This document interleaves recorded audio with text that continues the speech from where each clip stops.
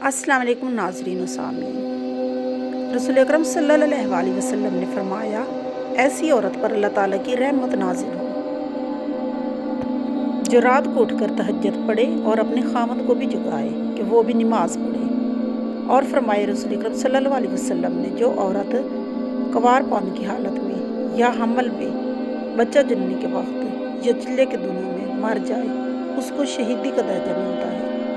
और फरमाया रसूल अकरम सल्लल्लाहु अलैहि वसल्लम ने, जिस औरत के 3 बच्चे मार जाएं, वो सवाब समझकर सब्र करे तो बेश्त में दाखिल होगी। एक औरत बोली, या रसूल अल्लाह सल्लल्लाहु अलैहि वसल्लम, जिसके 2 ही बच्चे मरे हों। आपने फरमाया कि 2 का भी यही सवाब है। एक रिवायत में है कि एक सहाबी ने एक बच्चे के मरने को पूछा कि आपने इसमें भी बड़ा सवाब बतलाया। और फरमाया रसूल अकरम सल्लल्लाहु अलैहि वसल्लम ने कि जो हमल गिर जाए वो भी अपनी माँ को घसीट कर बेश्त में ले जाएगा, जबकि सवाब समझकर सब्र करे।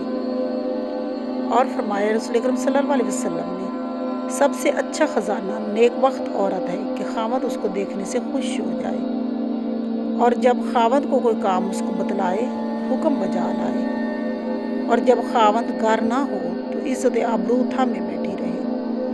और रसूल अकरम सल्लल्लाहु अलैहि वसल्लम ने अरब की औरतों में कुरैश की नेक औरतें 2 बातों में सबसे अच्छी होती हैं। एक तो बच्चे खूब शफकत करती हैं और दूसरे खामद के माल की हिफाजत करती हैं।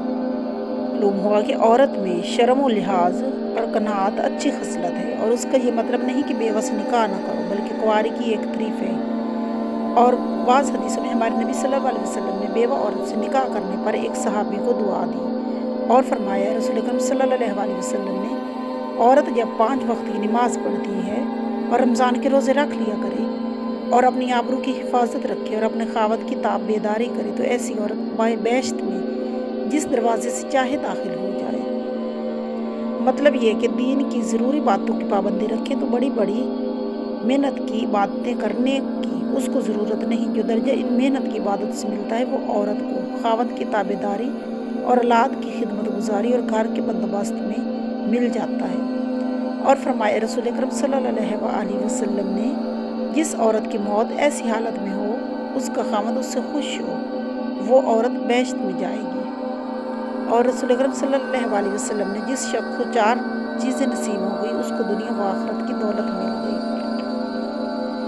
एक ऐसा दिल कि नेमत का शुक्र अदा करता हो, दूसरी ऐसी ज़बान जिससे खुदा का नाम ले, तीसरे ऐसा बदन कि बलाओ मुसीबत पर सब्र करे, चौथे बीवी ऐसी कि अपनी आबरू और खावत के माल में दगा फरेब ना करे, यानी आबरू खोवे ना, माल बेमर्जी खावत के खर्च करे।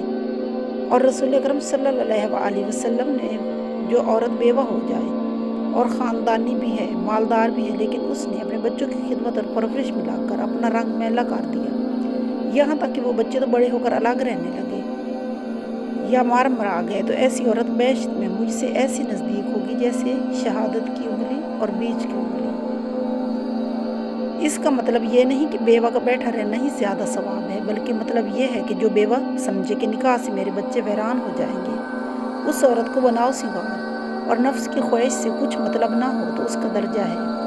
और रसूल अकरम सल्लल्लाहु अलैहि वसल्लम ने एक ऐसे शख्स ने अर्ज़ किया कि या रसूल अल्लाह, फलानी औरत कसरत से नवाफिल नमाज़ें और रोज़े और खैर व खैरात करती है, लेकिन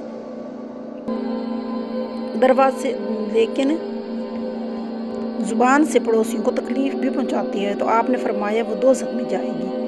फिर इस शख्स ने अर्ज़ किया कि फ़लानी औरत नफल नमाज़ें, रोज़े, खैर व खैरात कुछ ज़्यादा नहीं करती, यूँ ही कुछ पनीर के टुकड़े दे दिला देती है, लेकिन ज़बान से पड़ोसी को तकलीफ़ नहीं देती, तो आपने फरमाया वो बेश्त में जाएगी। और रसूल अकरम सल्लल्लाहु अलैहि वसल्लम की खिदमत में एक औरत हाजिर हुई, उसके साथ 2 बच्चे थे, एक को गोद में ले रखा था, दूसरे की उंगली पकड़ी हुई थी।